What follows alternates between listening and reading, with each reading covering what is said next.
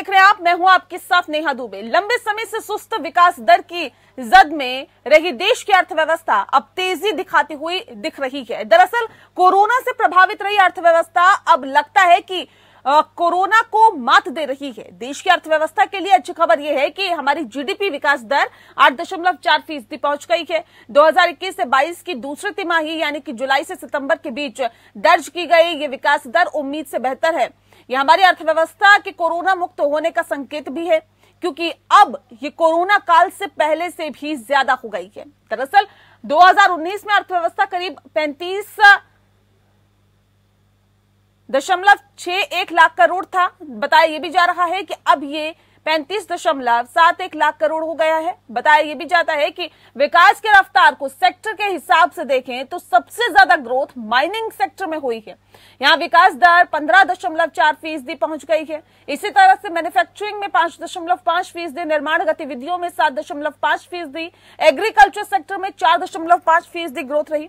विकास दर की बात की जाए तो विकास दर की रफ्तार की बात करें तो भारत दुनिया के अंदर सबसे तेज रहा है। उसके बाद नंबर तुर्की का है, जिसकी विकास दर 6.9% रही। अमेरिका और चीन हमसे पीछे है, दोनों की विकास दर 4.9% रही। जापान में ये रफ्तार सिर्फ 1.4% रही। 2020 से 2021 की पहली तिमाही में लॉकडाउन के बाद सबसे ज्यादा असर कंस्ट्रक्शन सेक्टर में पड़ा था। 50.3% गिरावट के साथ ये सेक्टर 1.30 लाख करोड़ रुपए तक सिमट गया था।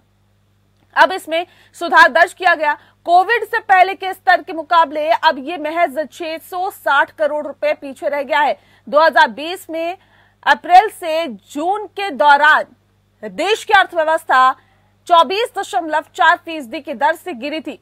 अक्टूबर से नवंबर के दौरान इसमें 0.4% की बढ़त दिखी थी। 2021 में इसमें सुधार दिखाई दिया। जनवरी से मार्च में जीडीपी 1.6% और अप्रैल से जून में 20.1% की दर से बढ़ी। आपको बता दें कि ये विकास दर तो आंकड़े बयां कर रहे हैं, लेकिन विपक्ष है कि इन आंकड़ों को मान ही नहीं रहा। केंद्र सरकार यानी कि केंद्र द्वारा जारी आंकड़े जो दिए गए हैं जीडीपी के नए आंकड़ों के जवाब में कांग्रेस नेताओं ने मोदी सरकार को निशाने पर लिया है और दावा किया है कि अर्थव्यवस्था के प्रमुख क्षेत्र अपंग बने हुए हैं। पूर्व वित्त मंत्री पी चिदम्बरम के मुताबिक रिकवरी अभी वी शेप नहीं हुई है। कांग्रेस ने इसे मोदी सरकार की आर्थिक नीति की विफलता बताया है। तो देश की अर्थव्यवस्था की आज बात होगी, क्योंकि देश की अर्थव्यवस्था के लिए जाहिर तौर पर बेहतर स्थिति देखने के लिए मिली है। भारत के बाद दूसरे नंबर पर तुर्की है। भारत में कोरोना के बाद सबसे ज्यादा विकास हुआ है, सबसे ज्यादा अर्थव्यवस्था के हिसाब से बेहतर हालात हुए हैं।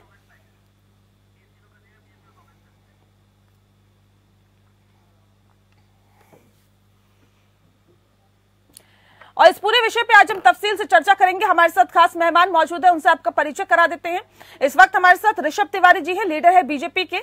साथ ही ज्ञान रंजन जी हमारे साथ हैं, लीडर है कांग्रेस के। अभिषेक राजाराम जी हैं, इकोनॉमिस्ट। आप सभी का बहुत स्वागत है। सबसे पहला सवाल मेरा ऋषभ तिवारी जी आपसे है। सर, क्या वजह रही कि जो कोरोना काल के बाद है भारत ने बहुत अच्छे से विकास किया है? जो आंकड़े हैं वो कुछ ऐसे ही बता रहे हैं कि आर्थिक तौर पर भारत में काफी ज्यादा मजबूती हुई है। इसके पीछे की वजह क्या है? क्या मोदी सरकार की बेहतर नीतियों को इसकी एक प्रमुख वजह माना जाए क्या? पहले तो मैं बताना चाहूंगा कि इतने लंबे समय से देश ने बहुत बुरा वक्त देखा है और आर्थिक स्थिति को लेकर वो हर एक परिवार ने कहीं ना कहीं कोरोना में मार झेला है। तो मुझे लगता है अगर इस तरह का खबर हमारे और देश में एक राहत सरकार के ऊपर लोगों की, सरकार ने बहुत से पैकेज की अनाउंसमेंट भी की थी जो डायरेक्ट गरीब तबके के लोगों को फायदा पहुंचाया, उनकी दिनचर्या को संभालने का काम। तो वैसे लोग संभालते हैं तो मार्केट में पैसे सर्कुलेट होते हैं। कहीं ना कहीं अगर वैसे लोग स्ट्रेस फ्री होकर अपनी लाइफ जीने के लिए आगे बढ़ते हैं तो अलग अलग कामों में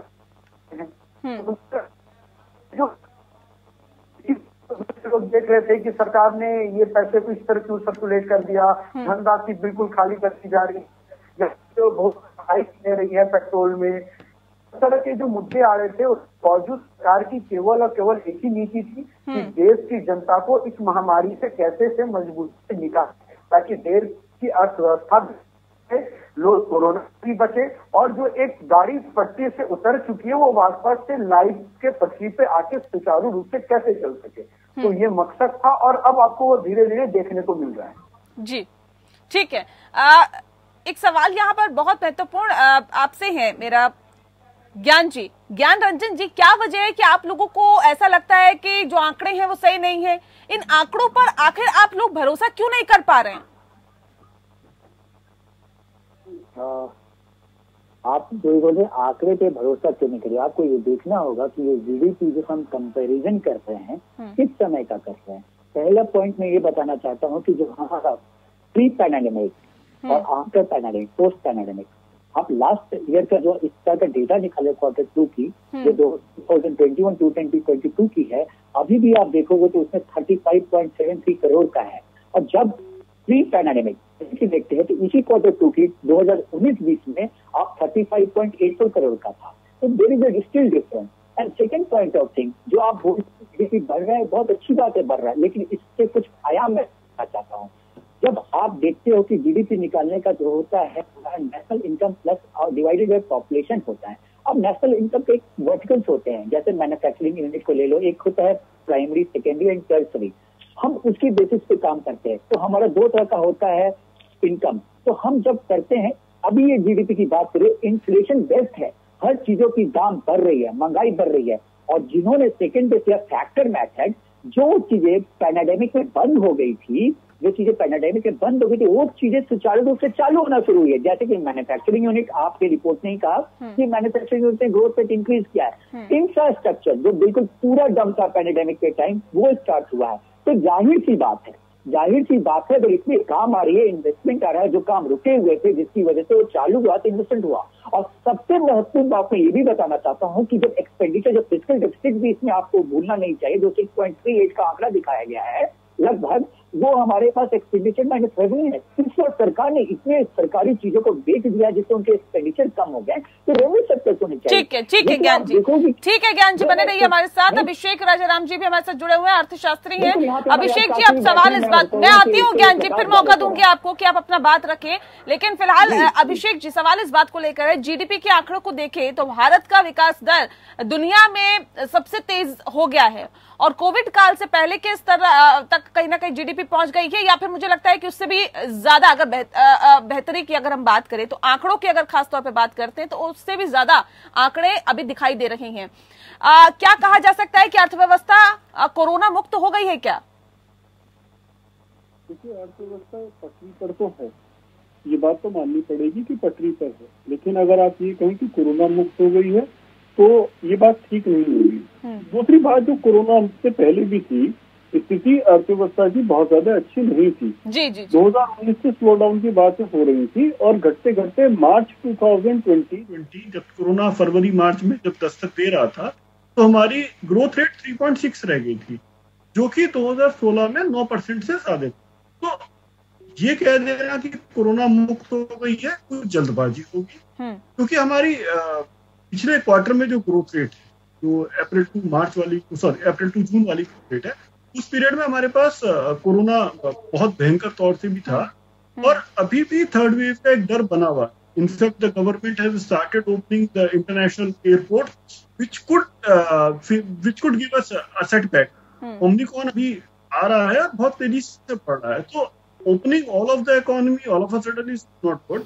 इनफैक्ट अगर आप देखें तो माइनिंग सेक्टर में ग्रोथ है, लेकिन अगर कहीं ना कहीं जहां अर्थव्यवस्था के इंडिकेटर्स में परसेंटेज में जाएंगे तो वहां पता चल रहा है कि क्रूड ऑयल का प्रोडक्शन हम इंक्रीज नहीं कर पा रहे हैं। पिछले साल भी ये कम हुआ था और इस साल भी इसमें कोई पॉजिटिव साइन नहीं है। इनफैक्ट इस साल भी नेगेटिव है, तो यानी पहले मान लीजिए 100 का 95 रह गया, अब 95 का और 92 रह गया। तो क्रूड ऑयल आप देख सकते हैं कि सब जगह 100 रुपए के ऊपर पेट्रोल डीजल चला गया था। तो क्रूड ऑयल अगर महंगा हो जाता है तो ट्रांसपोर्टेशन दर बढ़ जाएंगी, तो उसकी वजह से सब चीजें महंगी हो जाती है। तो क्रूड ऑयल पर काम नहीं हो रहा। इनफैक्ट अगर आप पब्लिक की बात कर रहे हैं कि पब्लिक के हाथ पैसा आया है, तो गरीब तबके के हाथ में पैसा आया। अगर आप देखिए परचेज ऑफ प्राइवेट व्हीकल, पिछले साल प्राइवेट व्हीकल की ग्रोथ रेट 2% हो गई थी पिछले साल में, लेकिन अगर इस साल में देखा जाए इस क्वार्टर में तो 11% नेगेटिव ग्रोथ रेट है। तो प्राइवेट व्हीकल पिछले साल इसलिए खरीदे गए कि लोगों ने कहा कोरोना आ गया, पब्लिक ट्रांसपोर्ट से नहीं जाएंगे, हम अपना व्हीकल यूज करेंगे।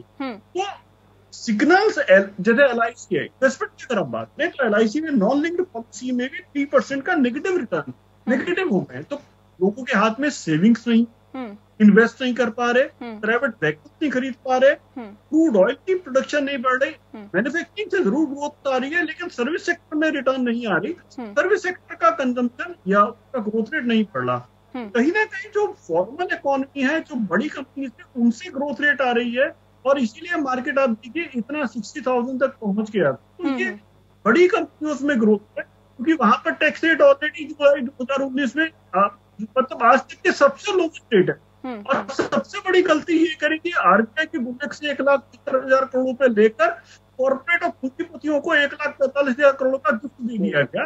इंडिविजुअल पर आज भी टैक्स रेट 40% तक पहुंच जाता है सरचार्ज के साथ, लेकिन एक कंपनी का टैक्स रेट 15% है। ये थोड़ा समझ के परे है, ये कैपिटलिज्म को बढ़ावा दे रहा है। जब ठीक है ऋषभ तिवारी जी, जिन बात का जिक्र अभी राजाराम जी कर रहे हैं, इनका कहना है कि कुछ ऐसे सेक्टर्स हैं जहां पर अभी भी कहीं ना कहीं इंप्रूवमेंट की गुंजाइश है।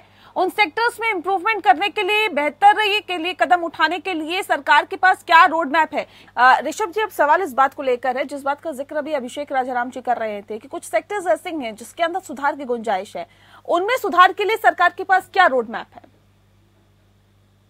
देखिए, सबसे पहले जो मैं दो बात विषय को और सुना कि इनका कहना है कि हमारे जो विपक्ष के मित्र बैठे हैं, इन्होंने कहा कि सरकार अभी जो GDP ग्रोथ दिख रहा है वो क्योंकि अब लोग धीरे धीरे काम पे जा रहे हैं, मैन्युफैक्चरिंग थोड़ी थोड़ी स्टार्ट हो रही है, रियल एस्टेट जो बिल्कुल दम पड़ गया था वो स्टार्ट हो रहा है।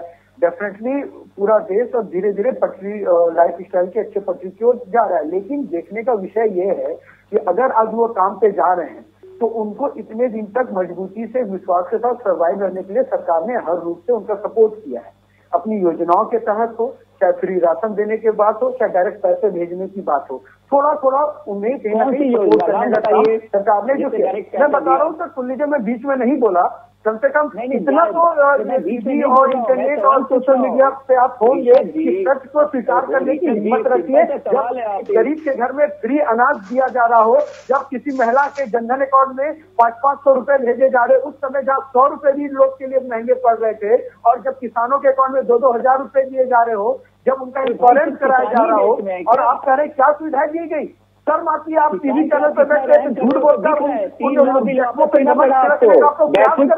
आज इसीलिए जनता ने आपको आपकी नीतियों ने देश का बेड़ा गर्क कर रखा है। ऋषभ जी मुद्दे पे आ जाइए सर, सवाल पे आइए ना, क्या रोड मैप है सरकार के पास? मैं मुद्दे पे ही था, आप इनका अगर ऑडियो बंद कर सके तो ये झूठ के बैठ के झूठ की बात सर, ये डिबेट हो रही है, किसी का ऑडियो बंद नहीं होगा, अपने अपने वक्त पे अपनी अपनी बात रखिए। ऋषभ जी अपनी बात रखिए सर, मुद्दे पे आ जाइए।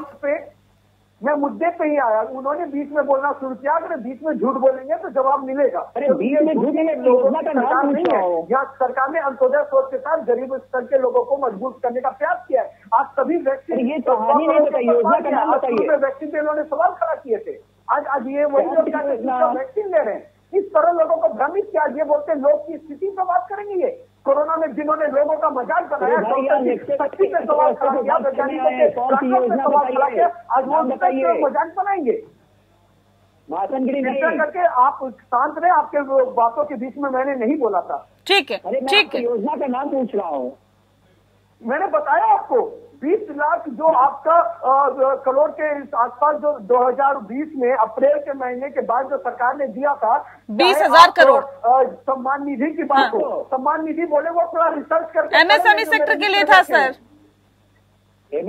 अभिषेक राजाराम जी क्लियर कर दीजिए, क्या ये उन नीतियों की वजह से, क्या उन नीतियों की वजह से आर्थिक तौर पर बेहतर हुई है अर्थव्यवस्था? क्या देखिए, जो 20 लाख, मैं आती हूँ ज्ञान जी, देती हूँ मौका आपको। अभिषेक जी देखिए, जो 20 लाख करोड़ का पैकेज था वो टोटल किसी को बहुत ज्यादा बेनिफिट देने वाला पैकेज नहीं था।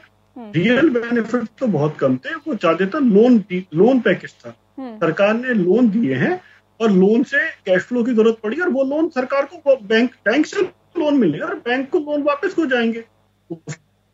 उसमें किसी को कुछ ऐसा मिलता नहीं है कि आपने सब्सिडी दी हो या इंटरेस्ट व्यवस्था हो या कुछ इस तरह की कोई बात नहीं थी। इनफैक्ट अगर आप 20 लाख करोड़ के पैकेज की, आपने तो भारत पैकेज की बात करें, तो अगर आप ध्यान से देखें तो उस पैकेज में जो टीडीएस रिफंड है, जो मेरा टीडीएस कट गया, सरकार के पास पड़ा है, या टीडीएस के रेट जो कम करे गए, वो रेट कम को भी सरकार ने जोड़ दिया कि भैया इतना कैश फ्लो आपके हाथ पड़ जाएगा। लेकिन जब टैक्स रेट कम नहीं हुए और आपके हाथ में टीडीएस कम कट रहा है, और अगर मेरा टैक्स एक्चुअली बन रहा है, मुझे टैक्स एडवांस टैक्स में पे करना पड़ेगा, तो एक इंटरेस्ट पड़ जाएगा। तो वो एक लोग को जो आत्मनिर्भर भारत का पैकेज है, वो सुनने में बहुत अच्छा लगता है कि 20 लाख करोड़ का पैकेज है। बाद में अभिषेक जी, अगर आपको याद हो सर, तो पिछले साल अरविंद सुब्रमण्यम ने ये कहा था कि जो आंकड़े पेश किए जा रहे सरकार की तरफ से, दरअसल वो आंकड़े सही नहीं है। जो अर्थव्यवस्था है, कोरोना काल के पहले की बात कर रही हूँ सर मैं, जो आंकड़े हैं वो आंकड़े सही नहीं है, अर्थव्यवस्था खराब है।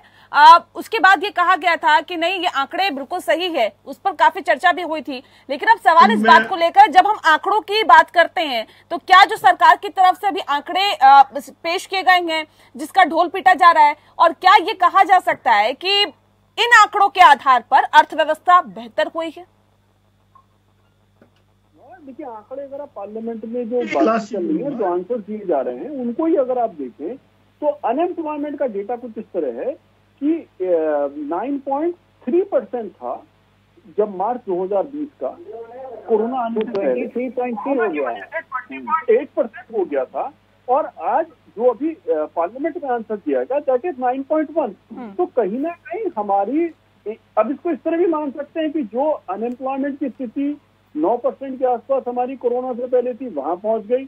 आप इसको ये भी मान सकते हैं कि 21% हो गई थी, 20.8%, वहां से हम रिकवर करके 9.1 पहुंच गए। लेकिन कहीं ना कहीं हम शुरू से ये कहते आ रहे हैं, जुलाई 2019 से, कि अनएम्प्लॉयमेंट इस देश में बढ़ता जा रहा है और इसको टेक केयर नहीं करा जा रहा। ठीक है, ये कुछ मुद्दे, ठीक है, इस पे बहुत गहनता से सोच विचार करने की जरूरत है। जी जी जी, जल्दी से।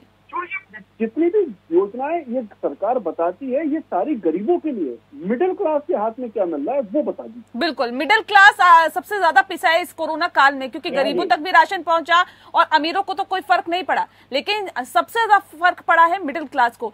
एक सवाल मेरा ज्ञान जी आपसे है, आर्थिक विकास को कृषि सेक्टर के ग्रोथ से जोड़कर देखा जा रहा है, क्या इसे मोदी सरकार की कृषि नीतियों पर मोहर नहीं कह सकते हैं क्या?